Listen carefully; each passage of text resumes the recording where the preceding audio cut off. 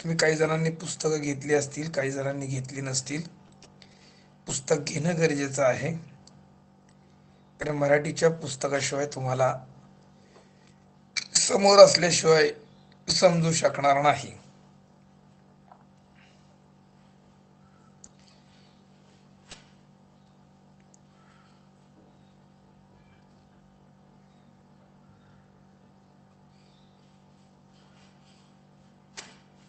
बघा, मराठीच्या पुस्तकाची अनुक्रमणिका संपल्यानंतर आपल्याला बहु असो तर सुंदर वाचक काव्यानंद कोल्हटकरांचं दिसतं.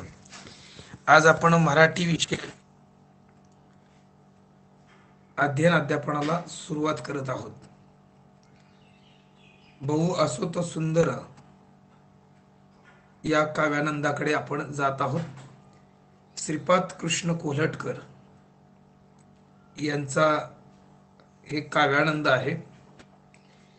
त्यांच्या जीवनाचा कालखंड 1871 ते 1934 अशा स्वरूपाचा होता.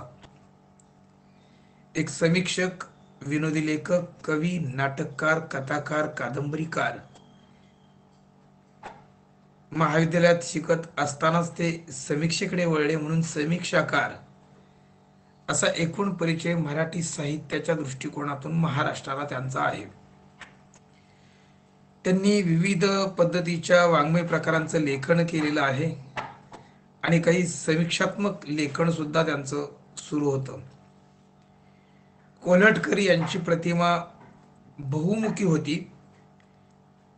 त्यांनी मराठी नाटकाला नवं एक रंग रूप देण्याचा प्रयत्न केलेला आहे. त्याचबरोबर रूढीच्या नावाखाली चालणाऱ्या हास्यास्पद गोष्टींविषयी विनोदी लेखन सुद्धा त्यांनी लिहिलेलं आहे. विनोदाचा वापर हा शस्त्राप्रमाणे करता येतो आणि तो कालातीत असा शुद्ध विनोद त्यांच्या साहित्यामधून आपल्याला दिसून येतो. हे त्यांच्या साहित्याचं वैशिष्ट्य आहे.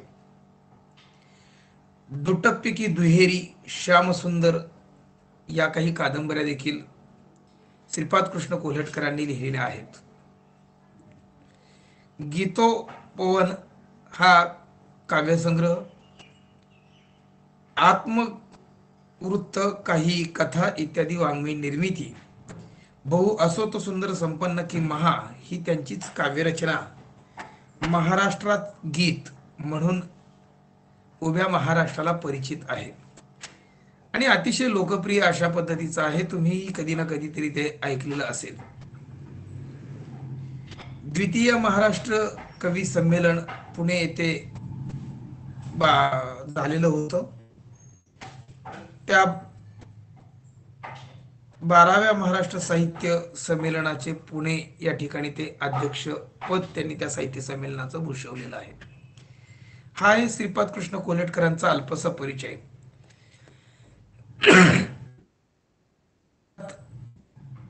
महाराष्ट्र भूमीच्या अनेकविध वैशिष्ट्यांचा गौरवपूर्ण उल्लेख केलेला आहे.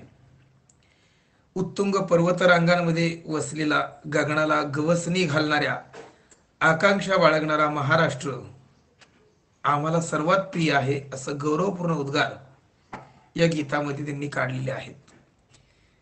अंतःकरणाचं औदार्य, सद्गुणांची संपदा आणि नररत्नांची खाण असणारा हा महाराष्ट्र आम्हाला अभिमानास्पद आहे, हे कवीनं अतिशय ओजस्वी वाणीमधून या काव्यानंदामध्ये व्यक्त केलेलं आहे. पराक्रम, भक्ती आणि वैराग्य या गोष्टी एकाच ठिकाणी आढळणारा प्रदेश ही महाराष्ट्राची आगळी आणि वेगळी ओळख आहे आणि तीच या गीताच्या माध्यमातून त्यांनी करून दिल्यामुळे या गीताला महाराष्ट्र गीताचा दर्जा प्राप्त झालेला आहे. प्रिय मराठी भाषेला लोकव्यवहारात गौरवाचं स्थान प्राप्त व्हावं, तसंच महाराष्ट्राच्या थोरवीचं मर्म सर्वांच्या मनात ठसावं अशी अपेक्षा या काव्यानंदाच्या माध्यमातून कवीच्या मनात असल्याचं आपल्या लक्षामध्ये येतं. आता हे काव्यानंद जे आहे ते विद्यार्थी मित्रांनो, खऱ्या अर्थानं तुम्हाला अभ्यासायचे देशभक्ती या गुणासाठी. आपल्या महाराष्ट्राविषयीचा अभिमान आपल्या मनामध्ये असला पाहिजे. आणि तो अधोरेखित करणारे हे गीत आपण जरी अभ्यासत असलो तरी या काव्यानंदावर कोणत्याही पद्धतीची कृती तुम्ही परीक्षा देताना मार्च 2020 मध्ये तुम्हाला विचारली जाणार नाही. तर हे सर्व व्हायचं आहे कारण जननी जन्मभूमी स्वर्गदपी घरी असे असं म्हटलं गेलेलं आहे. म्हणजेच काय तर जन्मदात्री आई आपली जन्मभूमी ही श्रेष्ठ असते आणि या श्रेष्ठ जन्मभूमीचे आपण सर्व लेकरं आहोत. कारण जन्मदात्री आई तुम्हाला जन्म देते परंतु जन्मभूमी तुम्हाला आयुष्यभर पोसत असते. त्यामुळे तिच्याविषयीचा गुणगौरव आपल्यामध्ये असणं, आपल्या मनामध्ये त्या गोष्टी तरंगणं हे सर्वात महत्वाचं आहे. म्हणून या पुस्तकाची सुरुवात करतानाच या काव्यानंदाची रचना आपल्याला पुस्तकाच्या सुरुवातीला देण्यात आलेली आहे. काय म्हणतात श्रीपाद कृष्ण कोल्हटकर या महाराष्ट्र गीतातून? ते म्हणतात, बहु असोत सुंदर संपन्न की महा, प्रिय अमुचा एक महाराष्ट्र देश हा. गगन भेदी गिरिविन अनुनच जिथे उणे, आकांक्षा पुढती जिथे गगन ठेंगणे. अटकेवरी जेतील तुरंगी जल पिणे, तेत अडे काय जला शयन दाविने. पौरुषाशी अटक गमे जेते दुस्सहा, प्रिय अमुचा एक महाराष्ट्र देश हा. प्रासाद कशास जेते सद्भावांची भव्य दिव्य आगरे. रत्न वा मौतिका हे मूल्य मुळी नुरे, रमणीची कूस जिते नुमनी खनी ठरे. शुद्ध तिचे शील ही उजळवी गृहागृहा, प्रिय अमुचा एक महाराष्ट्र देश हा. नग्न खडग करी उघडे बगुनी मावळे, चतुरंग चमूचे ही शौर्य मावळे. दौडत चौकडुनी सवे स्वार जेतले, भासती शतगुणित जरी असती एकले. यन्नाम्मा परिमित बल आहा, प्रिय अमुचा एक महाराष्ट्र देश हा. त्याच्यानंतर पुढच्या पानावर पण ही कविता जाते आहे. मी थोडस पुढे घेतोय. तोपर्यंत 1 मिनिट मी फक्त तुम्हाला एक प्रश्नही विचारतोय. चॅटबॉक्स मध्ये मला सांगा की आवाज तुम्हाला पोहोचतोय का? कोणी एक दोघांना सांगितलं तरी चालेल. येस म्हणून फक्त टाईप करा,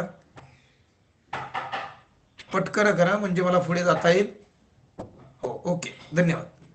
तर पुढे जाऊन पुढच्या कडव्यामध्ये ते म्हणतात, विक्रम वैराग्य एक जगी नांदी, पटका भगवा झेंडा हे डोलती. धर्म राजकारण समवेत चालती, शक्ती युक्ती एक कार्य साधती. पसरे यत कीर्ती अशी विस्मयावहा, प्रिय अमुचा एक महाराष्ट्र देश हा. गीत मराठ्यांचे श्रवणी मुखी असो, स्फूर्ती दीप्ती धृती देत अंतरीठ असो. वचनी लेखनी ही मराठी गिरा दिसो, सतत महाराष्ट्र धर्म मर्म मनी वसो. देह पडो तत्कारणी ही असे स्पृहा, प्रिय अमुचा एक महाराष्ट्र देश हा. अशा पद्धतीप्रमाणे हे महाराष्ट्राचं महाराष्ट्र गीत आहे. मी पुन्हा पहिल्या पानावरती येतो आहे. त्या पहिल्या पानावर त्या कडव्यापाशी आलेलो आहोत. बहु संपन्न की महा, प्रिय अमुचा एक महाराष्ट्र देश हा. महाराष्ट्र इतकं समर्पक आणि प्रेरक नाव घेऊन जन्मलेलं राज्य भारतात दुसरं नसेल. बिलांकडे दुर्गम शिखरे, आकराळ विक्राळ दऱ्या आणि पदस्पर्शाने पुनीत झालेला हा महाराष्ट्र. कधी काळी दंडकारण्य म्हणून ओळखली गेलेली ही भूमी, याच भूमीवर हकीची पावलं पडली. आणि मित्रांनो, ही भूमी पावन झाली. ही संतांची भूमी, थोर महंतांची भूमी. याच भूमीनं जिता जागता इतिहास घडवला. ती अशी ही महाराष्ट्राची महाराष्ट्र भूमी, पुण्यभूमी. आणि म्हणून तिचा अभिमान महाराष्ट्रात राहणाऱ्या प्रत्येक हे क्रमप्राप्त आहे. आणि त्याच दृष्टिकोनातून या ठिकाणी श्रीपाद कृष्ण कोल्हटकरांनी या महाराष्ट्र भूमीचं वर्णन देखील त्या पोटीच केलेलं आहे. ते काय म्हणतात? बहु असोत सुंदर संपन्न की महा, प्रिय अमुचा एक महाराष्ट्र देश. तुम्ही भारतातली सगळी राज्य जर बघितली तर त्या सर्व राज्यांमध्ये महाराष्ट्राची भूमी, सर्व राज्यांच्या नावांचा विचार जरी केला तरी ज्याच्या राज्य असून सुद्धा त्याच्या नावामध्ये राष्ट्र आहे, महाराष्ट्र मोठं राष्ट्र का म्हटलं गेलेलं आहे, या संदर्भातला एक महाराष्ट्राच्या संदर्भातली अधिक माहिती मिळवण्यासाठी तुम्ही माझ्या www.apuroy.com ला भेट जर दिली तर तुम्हाला तिथे मराठी विषय आणि महाराष्ट्राच्या संदर्भातली हजारो वर्षापूर्वीचा इतिहास पाहायला मिळेल. किती भूमी किती श्रेष्ठ आहे. आज जर विचार केला असता तर आपल्या देशाची राजभाषा हिंदी आपण म्हणतो, ती खऱ्या अर्थानं मराठी असली पाहिजे असं त्या इतिहासकारांनी पूर्वीच्या नोंदीवरून आणि पुराव्यांवरून त्या व्हिडिओमध्ये सांगितलेले. मी त्याची लिंक तुम्हाला शेअर करेन, त्यानंतर तुम्ही ते बघायचं आहे की किती महाराष्ट्र महान होता. आपल्याला ते पाहणं गरजेचं आहे. एक इथे तासामध्ये मी तुम्हाला तो शेअर करू शकत नाही. एकतर थोडासा व्हिडिओच्या आवाजाला तुम्हाला प्रॉब्लेम पण येतो आहे, हा एक भाग झाला. दुसरी गोष्ट अशा पद्धतीचा आहे ती म्हणजे तो व्हिडिओ एक 25 एक मिनिटाचा असेल, 20 ते 25 मिनिटाचा, आणि त्यासाठी वेळेचा दुरुपयोग न करता ज्याला या विषयाची माहिती अधिकची मिळवायची आहे त्याला अधिकच्या ज्ञानासंदर्भातल्या लिंक मी काही शेअर करेन. असो, तर हा महाराष्ट्र महान आहे. तो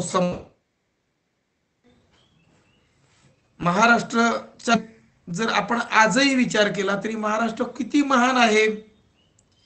तर जवळजवळ भारताला, केंद्र सरकारला जो आर्थिक वाटा उपलब्ध निर्माण होतो त्या आर्थिक वाट्याच्या साधारणपणे 42% भाग केवळ महाराष्ट्रातून उपलब्ध होतो. महाराष्ट्र हा सौंदर्याची कान आहे निसर्ग सौंदर्याच्या दृष्टिकोनात. त्याच पद्धतीनं इथले त्यांचा इतिहास धगधगता आहे आणि तो इतिहास सुद्धा तितकाच प्रेरणादायक आहे, प्रोत्साहनदायक आहे.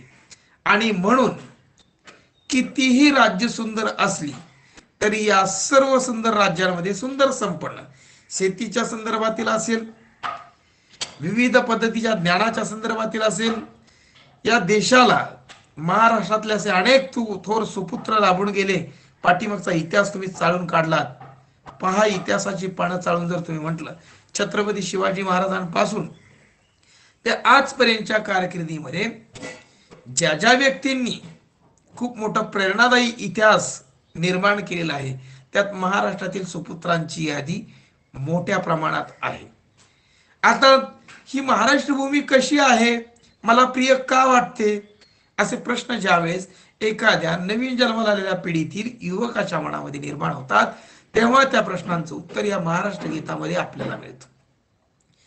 या महाराष्ट्र गीतामध्ये श्रीपाद कृष्ण कोलटकर म्हणतात, गगन भेदी गिरिविन अनुनच जिथे उणे, आकांक्षा पुढती जिथे गगन ठेंगणे, अटके वरी जेतील तुरंगी जल पिणे, ते ते अडे काय जला शयन धावणे, पौरुषाशी अटक गमे जेते दुस्सहा.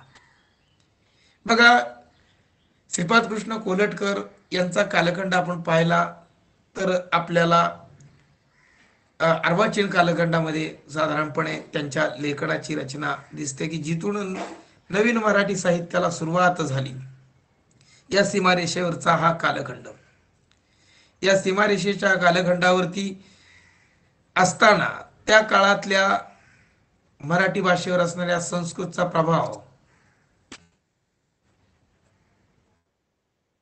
एक मिनिट थोडस मी त्रिक अडचणीमुळे बाजूला पडलेलो.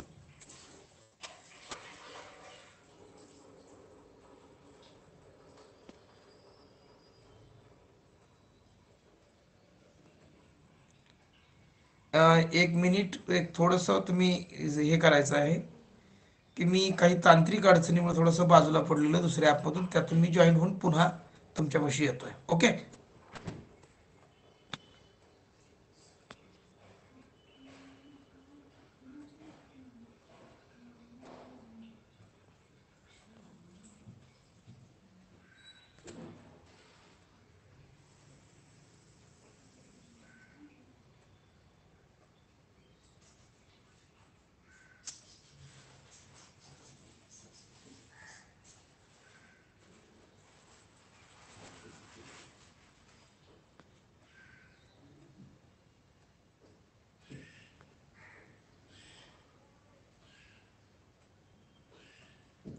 थोडासा काहीतरी नेट प्रॉब्लेम येतोय.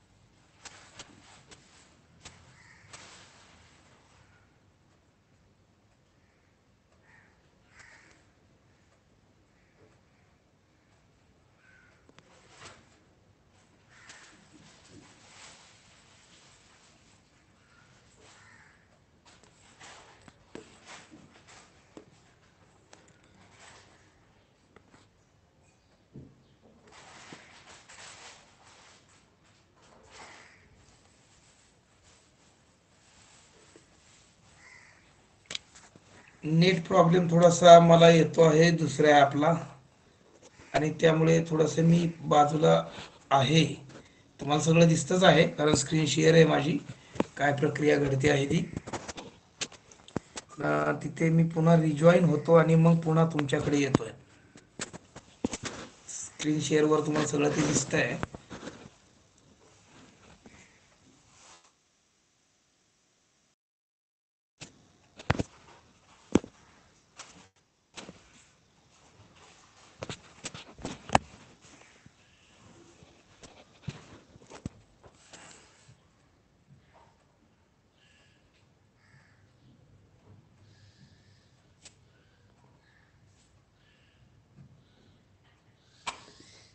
आता इथे कनेक्टेड झालेलो आहे मी.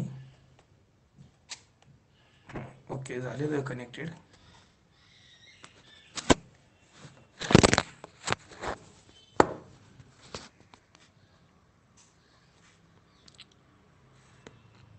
चला आपण पुन्हा परत पहिल्या गोष्टीकडे येऊयात. गगन भेदी गिरिविन अनुनच जिथे उणे, आकांक्षा फुडती जिथे गगन ठेंगणे. अटकेवरील जेथील तुरंगी जल पिणे, ते ते अडे काय जलाशय न दाविने. पौरुषाशी अटक गमे जेथे दुस्सहा. किती महाराष्ट्र सुंदर आहे. महाराष्ट्राची ही भूमी मध्ये काय आहे, तिचा इतिहास प्रचंड मोठा आहे. गगन भेदी गिरिविन अनुनच जिथे उणे, गगनाला भेदून टाकणारे उंच डोंगर जिथे स्पर्श करू शकतात, की डोंगरच आकाशाला स्पर्श करू शकतील, इतका प्रचंड मोठा इतिहास या ठिकाणी या महाराष्ट्रातल्या प्रत्येक माणसाच्या मनात आहे. आणि या गोष्टीची साक्ष इथला इतिहास देतो. आकांक्षा फुडती जिथे गगन ठेंगणे. त्या माणसांच्या आकांक्षा एवढ्या प्रचंड आहेत की आकाशाला सुद्धा जमिनीवर यावं लागतं, ते ठेंगणं पडतं. आकाशाच्या पलीकडे जाण्याच्या, उत्तुंग भराऱ्या घेण्याच्या, उत्तुंग यश मिळवण्याच्या अशा मोठ्या पद्धतीच्या गोष्टी महाराष्ट्रातल्या प्रत्येक मराठी माणसाच्या मनामध्ये आहेत. अटकेवर जेथील तुरंगी जल पिणे. इथल्या माणसानं अटके पार झेंडा लावलेला आहे. अटकेवरी जेथील तुरंगी जल पिणे, अटके पार झेंडे लावण्याची रचना. जर आता हे काय आहे, अटके पार म्हणजे काय, तर आपण मराठीमध्ये या वाक्प्रचाराचा अर्थ बघायला गेलो तर साता समुद्र पलीकडे असा म्हणतो. साता समुद्र पलीकडे म्हणण्यापेक्षा खऱ्या अर्थाने या शब्दाचा अर्थ जर आपण वस्तुतः पाहायला गेलो तर आपल्याला लक्षात येतं की पाकिस्तानमध्ये, काबुल कंदहार मध्ये या ठिकाणी अटक नावाचं गाव आहे. आणि या अटक नावाच्या गावापर्यंत महाराष्ट्रातल्या मराठी माणसाने आपल्या स्वतःच्या साम्राज्याचा झेंडा रोवलेला आहे. हा झेंडा रोवल्याची उदाहरणांमध्ये सर्वात मोठं राज्य महाराष्ट्र आपण म्हणतो. हे महाराष्ट्र खूप मोठ्या पद्धतीचं, आता जे नकाशात दिसत आहे 1 मे 1960 नुसार, एवढंच महाराष्ट्राची भूमिका नव्हती. महाराष्ट्राचा परिसर खूप मोठ्या पद्धतीचा होता. छत्रपती शिवाजी राजांनी जे कोकण किनारपट्टीच्या बाजूनं किंवा समुद्राच्या बाजूनं जे महाराष्ट्राची निर्मिती केली ती फार प्रचंड मोठ्या प्रमाणात होती. गुजरात महाराष्ट्रात होता, महाराष्ट्र महाराष्ट्रात होता, कर्नाटक महाराष्ट्रामध्ये होता.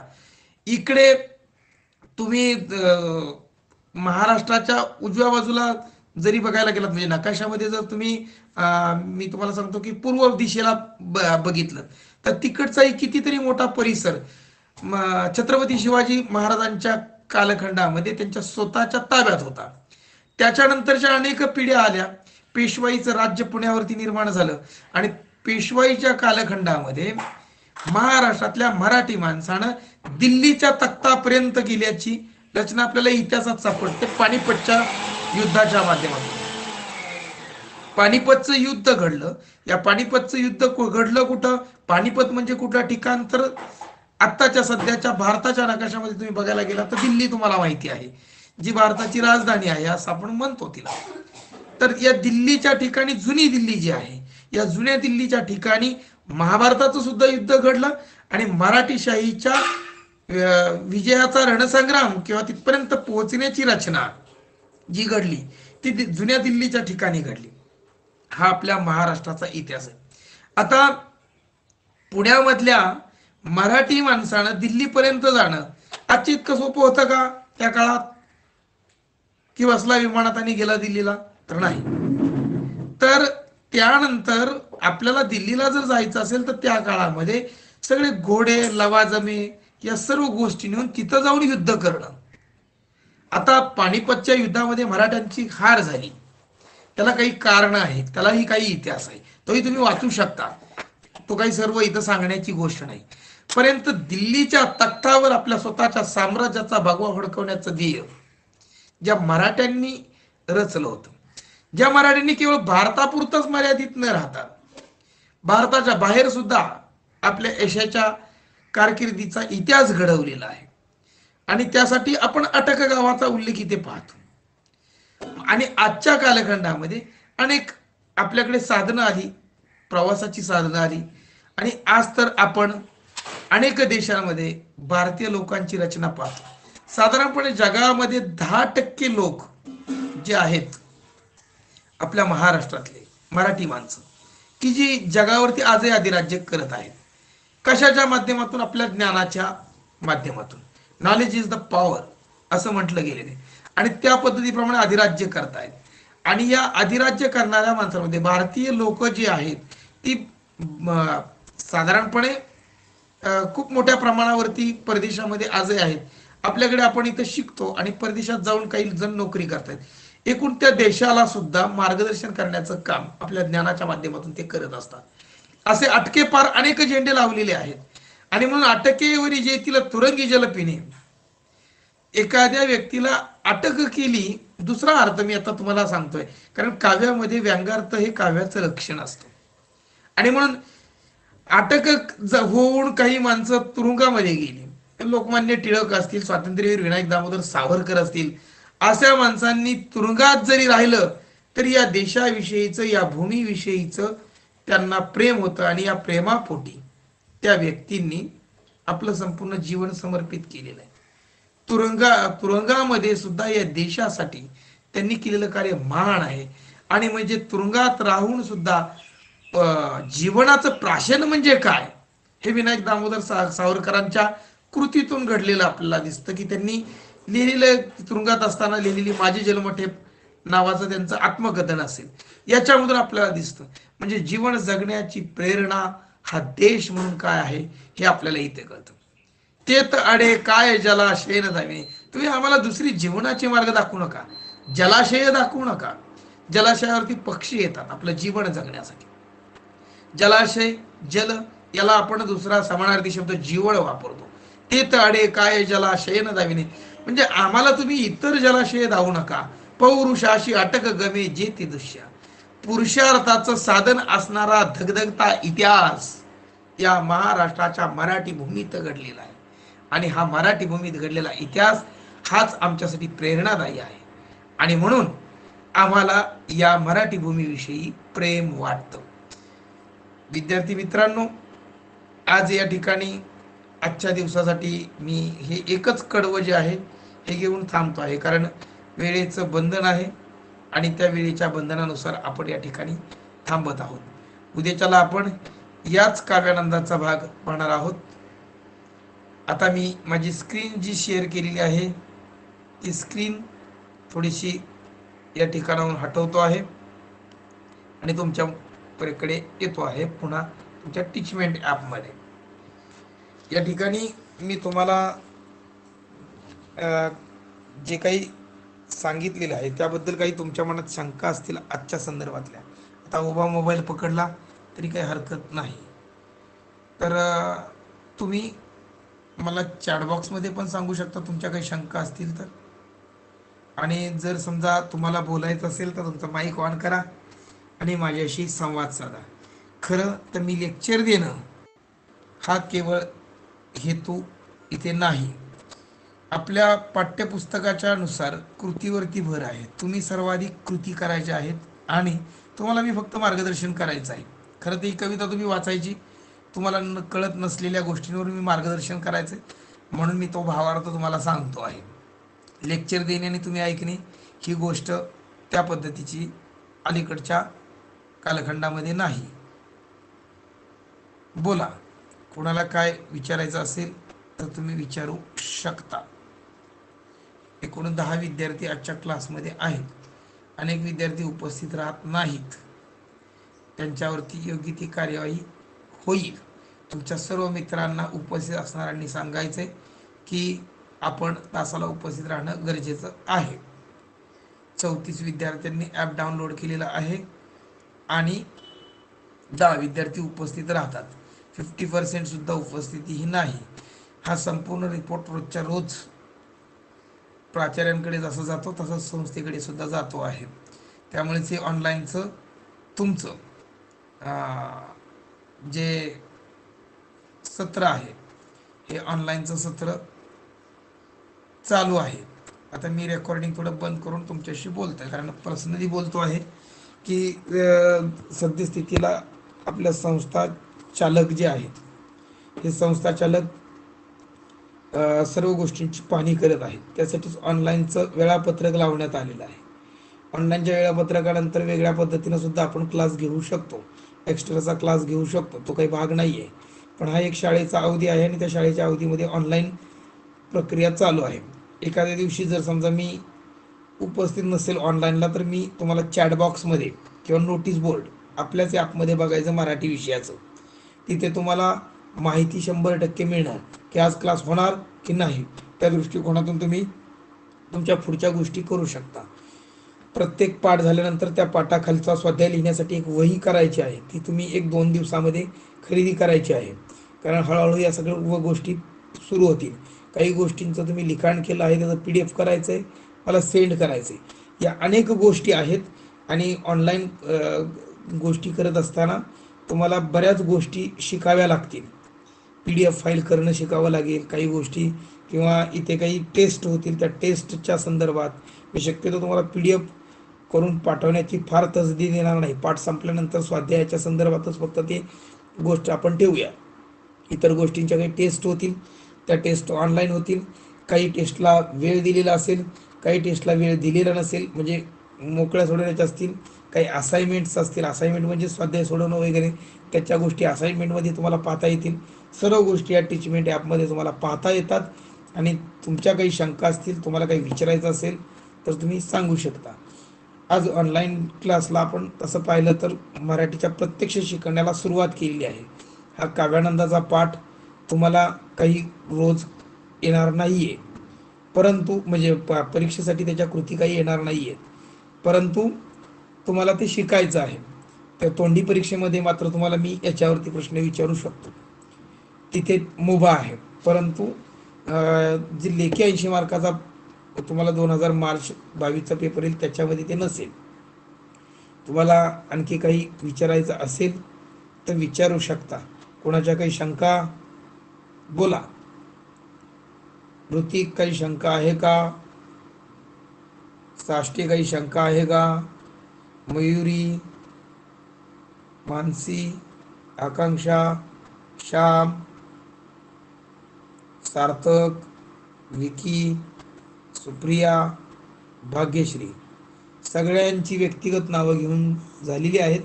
ज्याला शंका काय असेल तर त्यांनी माईक ऑन करा आणि बोला. मी तुमचा वेट करतो.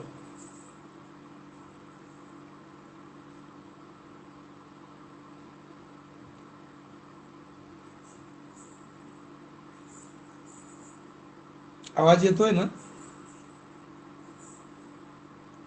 ही थोडीशी मला खात्री करावी लागते पाठीमागच्या आवाजांमुळे. ते चॅटबॉक्स मध्ये टाका येस म्हणून, आवाज येत असेल तर हो म्हणा.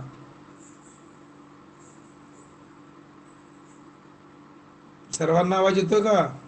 ओके सुप्रिया देखील. बरं ठीक आहे. काही शंका आहेत का तुमच्या? नो म्हणा नसतील तर, किंवा येस म्हणा.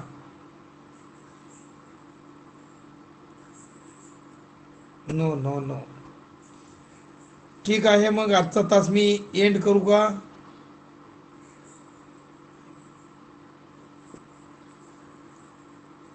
ओके.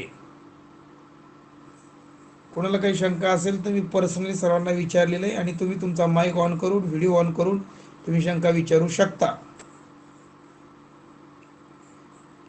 एक 30 सेकंद तुमची वाट बघणार आणि मग मीटिंग मी एंड करणार. तुम्हाला जर समजा जायचं असेल तरी तुम्ही बाहेर यातून पडू शकता, काही प्रॉब्लेम नाही.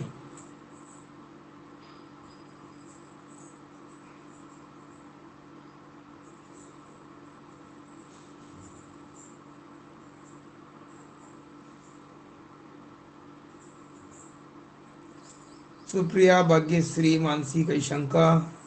तुम्ही अजून आहात आतच, बाहेर पडा म्हणजे मला कळेल. कोणाला विचारायचं असेल काही पर्सनल तो विचारेल शेवट राहिलेला.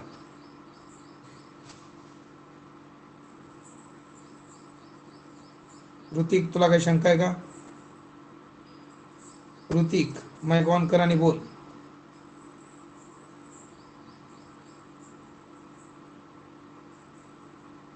ऋतिक, ऑनलाईन आहेस का? हा नुसता चालू ठेवून आपला गेलाय कुठे? ऋतिक, ऋतिक गवळी, ऋतिक गवळी, माईक ऑन कर. ऋतिक गवळी, माईक ऑन कर. मला वाटतंय तू फक्त प्रेझेंट राहण्याचं मग नाटक करतो आहेस काय?